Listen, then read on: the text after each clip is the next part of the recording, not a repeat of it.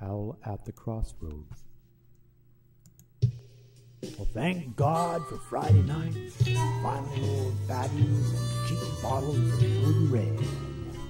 I've worked hard, said the devil inside me, with a paycheck still hot in my pocket. Guess I'll be going to Shooters tonight. Play a little game called 8-Ball. Yeah, may as well spread the bread. Well, I found myself hanging out all night with a pop band playing seamless country tunes.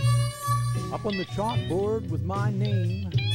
Well, I ran table like a wizard, dropping balls high and low in all the pockets. Game after game, somebody stopped me. Final game, the 8-Ball banked into the side pocket.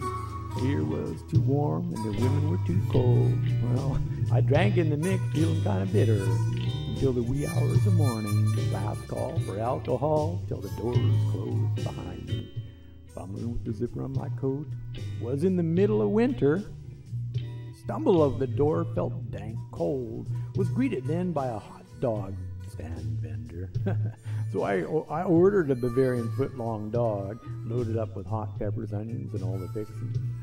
Looking at the roadblocks and all the cops, I said goodbye car, then I started the walk. It was the early twilight under the heavenly stars, laughing with a drunken grin at what seemed so funny, the loneliness of an empty street. Well, it was all too comical as I passed by the old graveyard. Couldn't help but wonder if there was any vacancies. Decided it was my watch and old duty anyway, as all the good Maple Ridge people were fast asleep. A few asleep on pews of the church under God's steeple. Well, finally I arrived at the crossroads to be stopped dead in my tracks, spotting this creature standing there. Yeah, standing about 2, maybe 3 foot tall, strange looking horns on his head. As I looked curiously at his great behind. Well, oddly amused, I said, "Hello, and what the hell is you? You some sort of scavenger raccoon? Standing his ground, looking tall on hind feet?" Well, he ignored me, bending his head down to his feet calmly to feast on a prey of dead meat. I was truly in awe at the sight. Laughing out loud, I said, "Hey, here, have I interrupted your meal, my friend?" Well, to my surprise, immediately realized my error.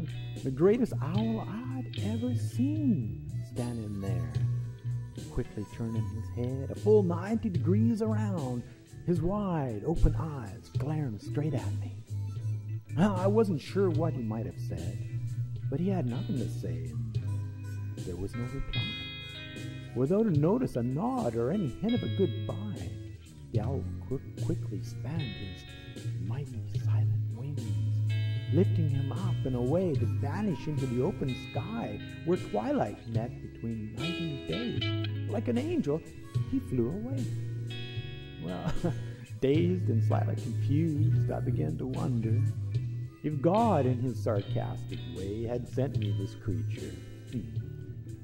Forever to be my guardian angel of the twilight, offering a righteous path away from this evil.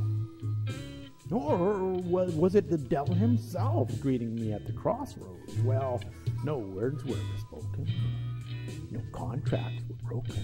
My soul was still intact. I stumbled back to the humble life I knew.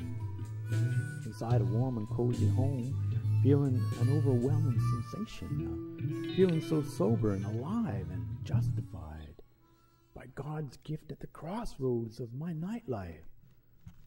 Allowed my ravaged soul to see beyond the twilight.